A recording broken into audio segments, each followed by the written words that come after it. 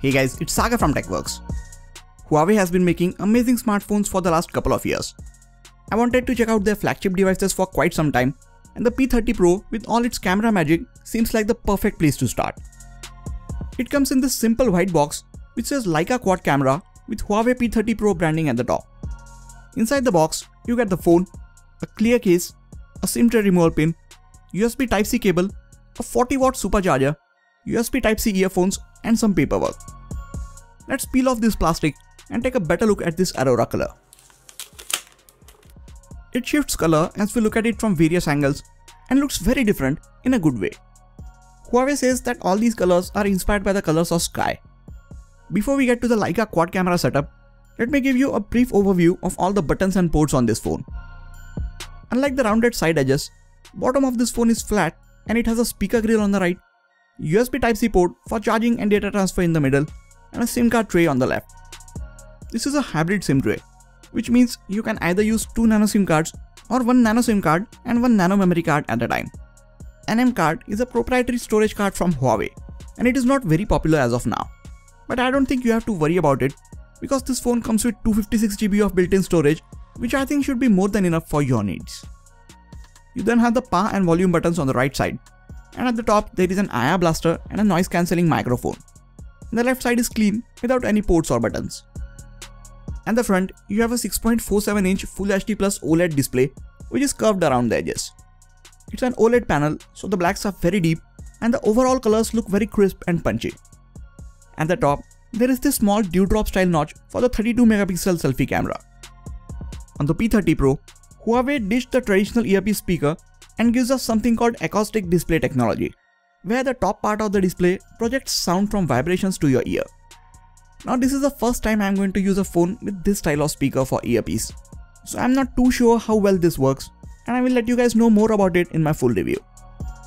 You might have noticed that there was no fingerprint sensor at the back. That's because P30 Pro packs in an in-display fingerprint sensor. It is an optical sensor and not an ultrasonic one as on the Samsung Galaxy S10 Plus. But from my initial usage, I would say it is pretty accurate. It is definitely not as quick or as accurate as a physical fingerprint sensor, but this is one of the better in-display fingerprint sensors out there. Alright, now coming to the back, we have this Leica branded quad camera setup. Primary camera is a 40-megapixel sensor with f1.6 aperture, 27mm lens, and it has optical image stabilization. Then there is a 20-megapixel sensor with f2.2 aperture and a 16mm ultra-wide lens. This one is not optically stabilized. Then there is this 8-megapixel periscope camera with f3.4 aperture and a 125mm telephoto lens. On this camera, you get 5 times optical zoom and up to 50 times digital zoom, which is just crazy when you think about it. This 8-megapixel sensor does get optical image stabilization. The fourth camera is separate from this module and it is a time-of-flight 3D sensor. P30 Pro can shoot 4K 30fps, 1080p 30 and 60fps, and 720p 960fps videos. These are some crazy numbers for cameras on a smartphone, and I plan to make a very detailed dedicated camera review of this phone in the next few days. So make sure you have the notifications turned on, cause trust me, you don't want to miss it when it comes out. P30 Pro comes with Huawei's own Kirin 980 processor. It is built on 7nm architecture and packs in a lot of power. It is coupled with Mali G76 GPU and 8GB of RAM to keep things running smoothly. Thanks to all this memory, you can have many of your apps open and available in the background. The one that I have here comes with 256GB of built-in storage, and you can further expand this storage via a nano memory card. It is running EMUI 9.1 on top of Android 9. I have not used it a lot until now, so I am not exactly sure how I feel about this operating system, but I am willing to give it a try for the next few days. There's a massive 4200 mAh non-removable battery powering this phone. It should easily last you for at least a day and a half. And when it's time to charge up the P30 Pro, you get a 40-watt supercharger which can get it to 70% in just 30 minutes, which is insane.